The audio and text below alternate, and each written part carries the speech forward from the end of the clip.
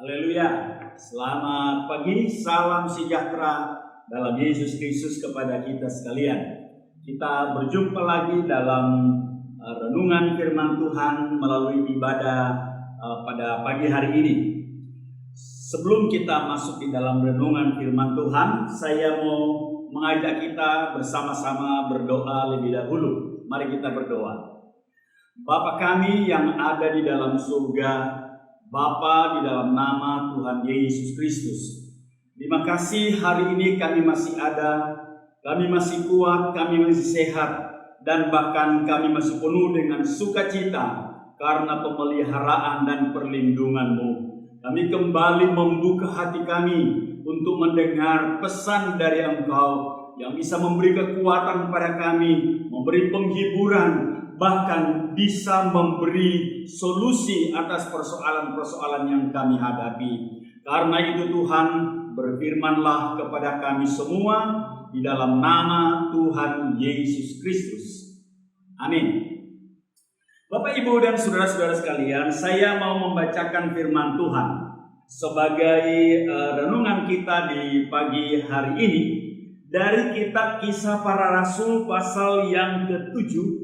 Kisah Rasul pasal yang ke-7 ayat 54 sampai 60.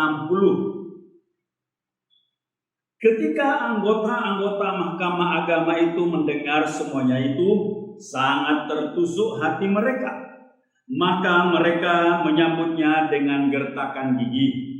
Tetapi Stefanus yang penuh dengan Roh Kudus menatap ke langit, lalu melihat kemuliaan Allah, dan Yesus berdiri di sebelah kanan Allah.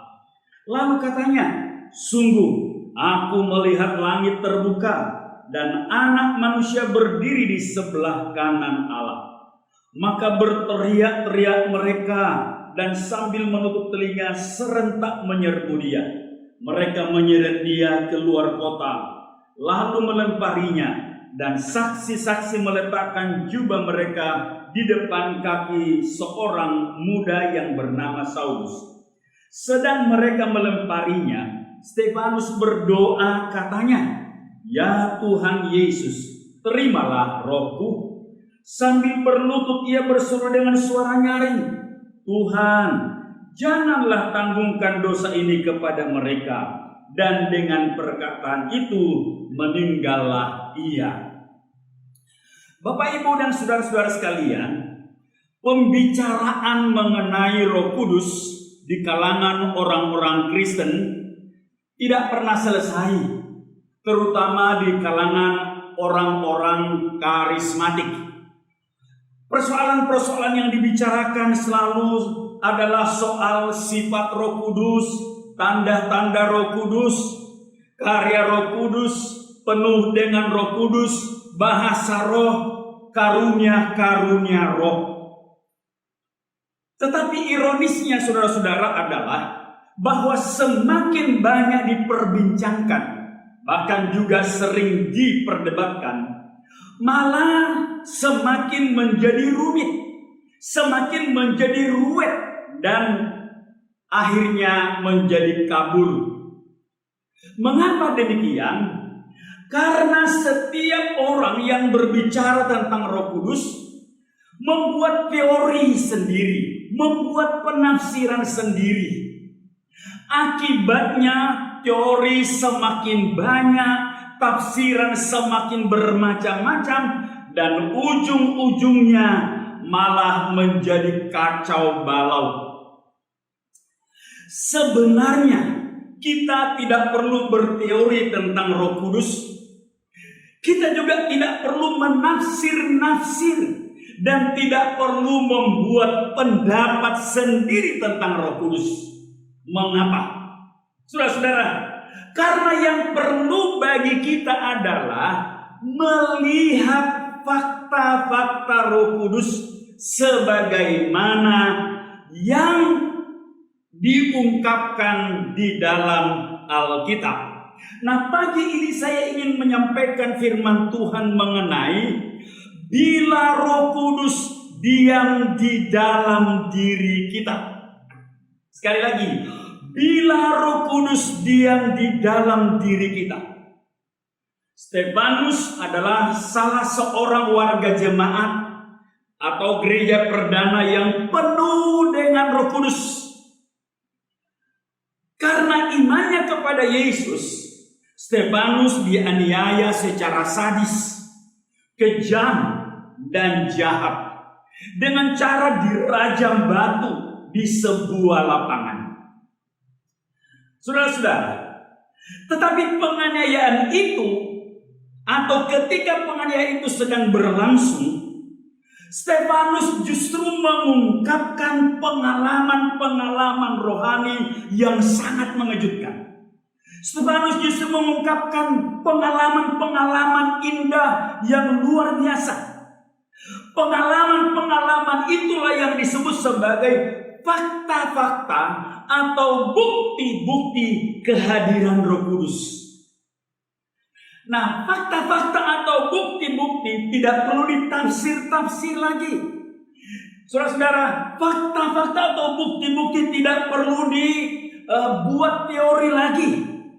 Saudara-saudara, tetapi yang perlu dilakukan adalah diterima, dihayati, dan dijadikan sebagai pegangan, dijadikan patokan, dan menjadi standar iman tentang Roh Kudus itu.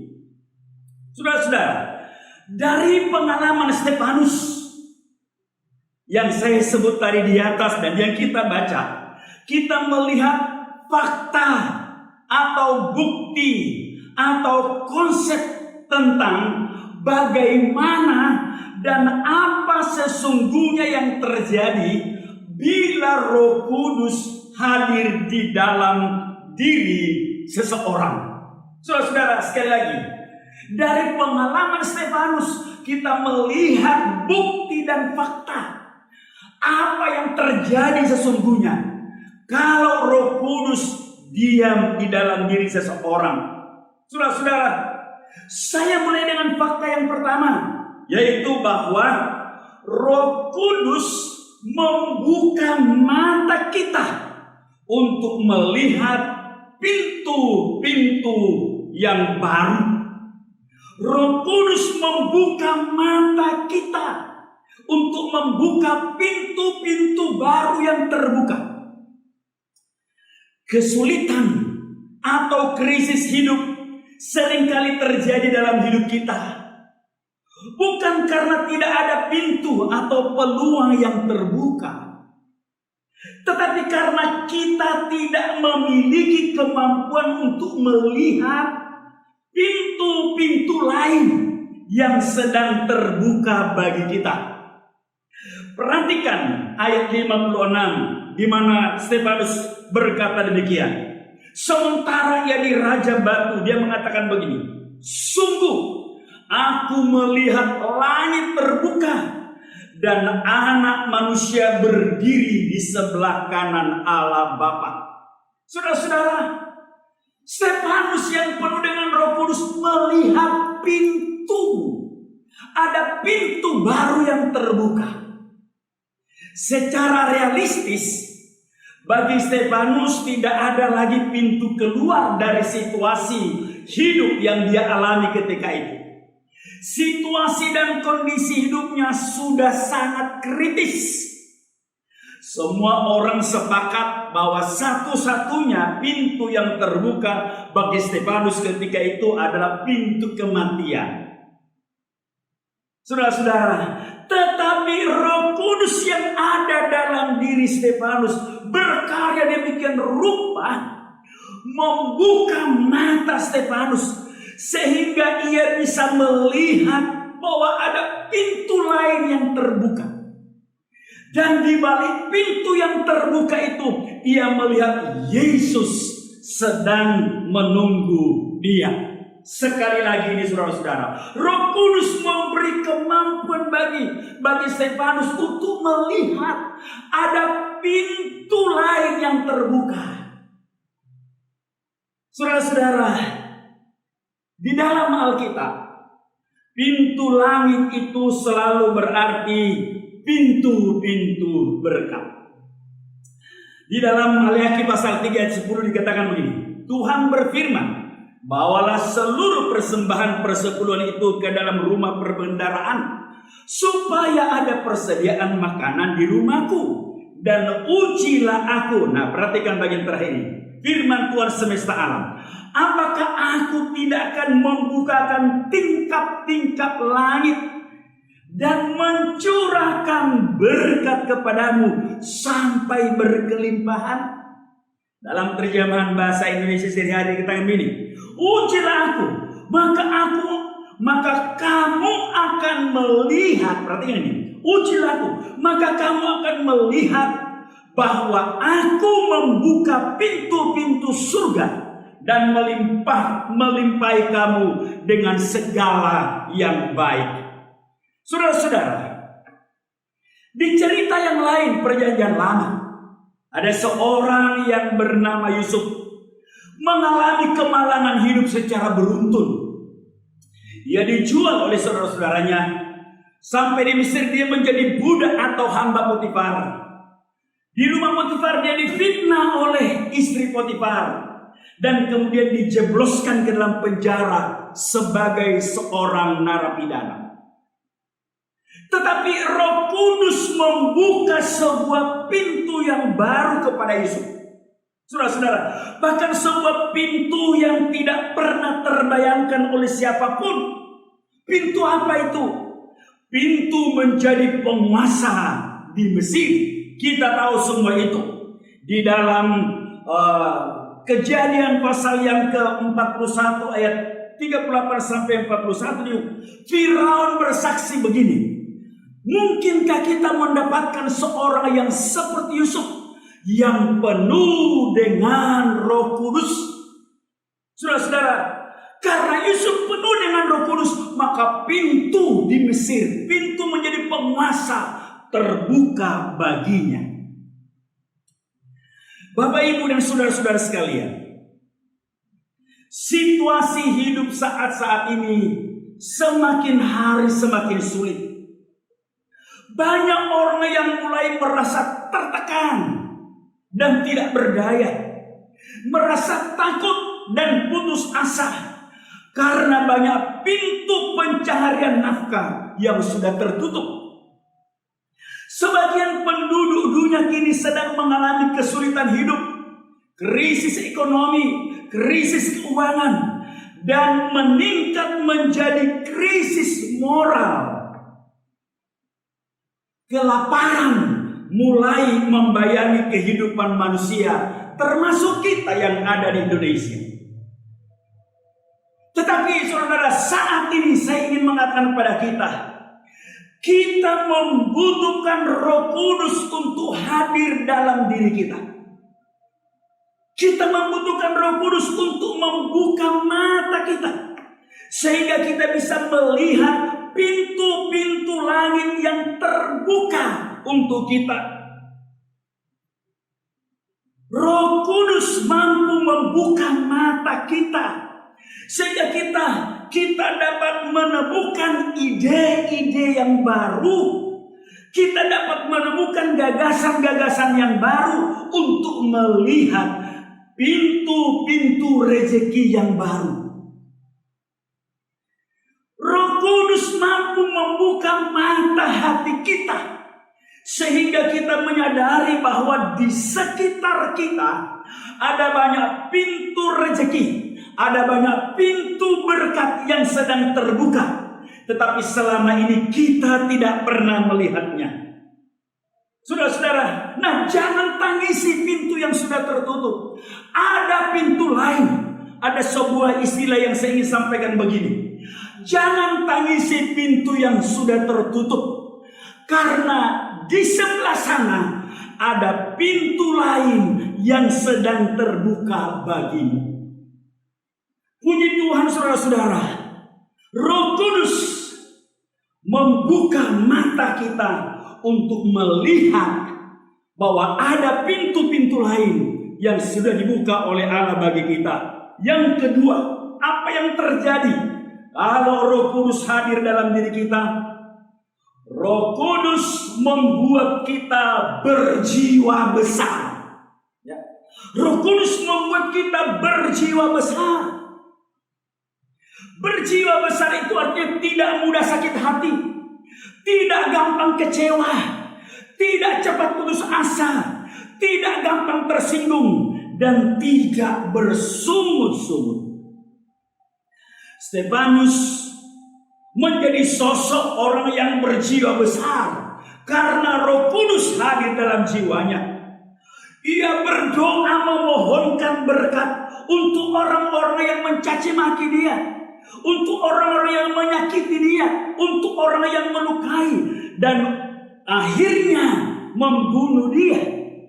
Tetapi saudara-saudara, Stefanus sebagai seorang yang berjiwa besar justru berdoa. Perhatikan ayat 60 mengatakan, lalu ia berlutut dan berteriak dengan suara keras, Tuhan, janganlah dosa ini ditanggungkan ke atas mereka. Sedang mengatakan begitu, ia pun mati. Bapak, Ibu, dan saudara-saudara, secara manusia Stefanus pasti juga merasa sakit. Ia juga bisa kecewa, ia juga bisa putus asa, bisa sedih, dan bisa menangis. Stefanus bisa menyesal atau marah dan menyalahkan atau mengancam para penganiayanya. Tetapi Stefanus penuh dengan Roh Kudus. Sedikit pun ia tidak kecewa, tidak sakit hati, tidak marah, tidak mengeluh, dan tidak menyimpan dendam. Sebaliknya, Stefanus justru mendoakan dan memberkati para penganiayanya. Perhatikan bagaimana Paulus juga mengungkapkan tentang berjiwa besar itu. Dia mengatakan begini, sebab itu kami tidak tawar hati, tetapi meskipun manusia lahirnya kami semakin hari semakin merosot, namun manusia batinnya kami dibaharui dari sehari ke sehari. Sebab penderitaan ringan yang sekarang ini mengerjakan bagi kami kemuliaan kekal yang melebihi segala-galanya, jauh lebih besar daripada penderitaan kami. Lihat Paulus berjiwa besar karena Roh Kudus ada dalam dirinya. Kami tidak tawar hati, kami tidak kecewa, sekalipun penderitaan itu sangat besar. Saudara-saudara, berjiwa besar itu artinya berani menghadapi segala risiko, pantang menyerah, dan berani membayar harga untuk meraih impian. Ketika itu rasul-rasul sudah masuk keluar penjara. Mereka diancam untuk dibunuh kalau mereka memberitakan nama Yesus. Dan Stefanus tahu resiko apa yang ia akan terima ketika dia memberitakan nama Yesus. Dan benar, Stefanus ketika mulai memberitakan Injil, ia langsung ditangkap, dianiaya, disiksa, dirajam batu, dan akhirnya menghembuskan nafas. Tetapi Roh Kudus yang ada di dalam Stefanus membuat Stefanus berjiwa besar, sehingga ia berani menghadapi risiko, berani membayar harga, dan tidak mengenal menyerah. Saya kembali mengutip kata-kata Paulus yang mengatakan, harta ini kami punyai dalam bejana tanah liat, supaya nyata bahwa kekuatan yang melimpah-limpah itu berasal dari Allah, bukan dari diri kami. Dalam segala hal kami ditindas, namun tidak terjepit. Kami habis akal, namun tidak putus asa. Kami dianiaya, namun tidak tinggalkan sendirian. Kami dihempaskan, namun tidak binasa. Saudara-saudara sekalian, hidup ini tidak selalu mudah dan tidak selalu indah, dan sering tidak semudah atau seindah yang kita bayangkan. Jalan-jalan kehidupan tidak selalu rata dan mulus. Menjadi anak Tuhan tidak berarti hidup menjadi lebih mudah. Tidak jarang di tempat-tempat tertentu banyak anak Tuhan yang justru atau menjadi anak Tuhan justru menyebabkan seseorang menghadapi banyak kesulitan, menyebabkan seorang menghadapi banyak hambatan, penderitaan, persis seperti yang dihadapi oleh Stefanus. Pencobaan-pencobaan bisa datang silih berganti. Kesulitan, kesusahan, musibah, bahkan kegagalan bisa datang secara beruntun seperti yang dialami oleh keluarga Ayub. Tetapi saudara-saudara sekalian, pagi ini saya mau mengatakan pada kita, itulah alasannya kenapa kita membutuhkan kehadiran Roh Kudus. Saudara-saudara, kita butuh Roh Kudus hadir dalam diri kita. Karena hanya Roh Kudus yang dapat memberi kita kemampuan menghadapi segala situasi dan kondisi hidup ini. Hanya Roh Kudus yang dapat memberi kita kekuatan secara batinnya untuk menjalani seluruh proses kehidupan ini. Hanya Roh Kudus yang dapat memberi kita kekuatan mental untuk memikul beban-beban kehidupan. Roh Kudus adalah kekayaan kita yang tak ternilai. Persis seperti yang dikatakan Paulus, harta ini kami punyai dalam bejana tanah liat, yaitu Roh Kudus, supaya nyata bahwa kekuatan yang melimpah-limpah berasal dari Allah. Bapak, Ibu, dan saudara-saudara sekalian, bila Roh Kudus diam di dalam diri kita, kita menjadi seseorang orang beriman yang berjiwa besar. Akhirnya saudara-saudara, saya ingin mengingatkan kita kembali. Saya ingin kita menyimak ini baik-baik. Kalau Roh Kudus diam di dalam diri kita, saudara-saudara, dia tidak hanya sekedar sebagai sebuah bahasa. Roh Kudus bukan hanya sekedar sebagai sebuah suasana. Bila Roh Kudus hadir di dalam diri kita, Roh itu membuka mata hati kita, membuka mata pikiran kita, sehingga kita bisa melihat pintu-pintu baru, pintu-pintu rezeki terbuka di mana-mana. Bila Roh Kudus hadir di dalam diri kita, Roh itu membuat kita menjadi sosok anak Tuhan yang berjiwa besar, tidak mudah putus asa, tidak mudah kecewa, tidak gampang menyerah. Bukalah hati saudara, mohonlah kehadiran Roh Kudus setiap saat dalam diri kita, supaya kita punya mata melihat pintu yang terbuka, dan kita punya jiwa yang besar menghadapi kenyataan-kenyataan hidup pada saat-saat ini. Tuhan memberkati kita semua. Kiranya firman Tuhan yang menolong kita. Hari ini saya mau mengajak saudara berdoa. Kita butuh Roh Kudus. Bapak Ibu butuh Roh Kudus. Saya butuh Roh Kudus. Mari kita undang Roh Kudus untuk hadir dalam hidup kita. Kita berdoa. Oh Bapa kami yang ada di dalam surga, hati kami terbuka untuk Roh Kudus-Mu.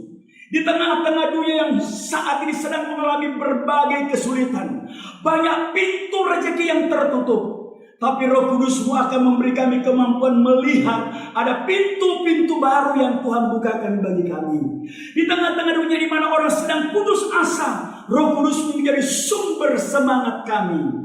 Tuhan Yesus, tolonglah anak-anak-Mu yang sedang mengalami kesusahan, yang sedang mengalami cobaan, yang sedang putus asa. Tolonglah mereka Tuhan. Kiranya turunkan Roh Kudus-Mu atas mereka, supaya mereka bisa melihat pintu yang baru, supaya mereka bisa menemukan atau memiliki jiwa yang besar, dan menghadapi situasi saat ini dengan penuh pengharapan dan penuh sukacita. Terima kasih Bapa di surga. Di dalam nama Yesus Kristus kami sudah berdoa. Amin.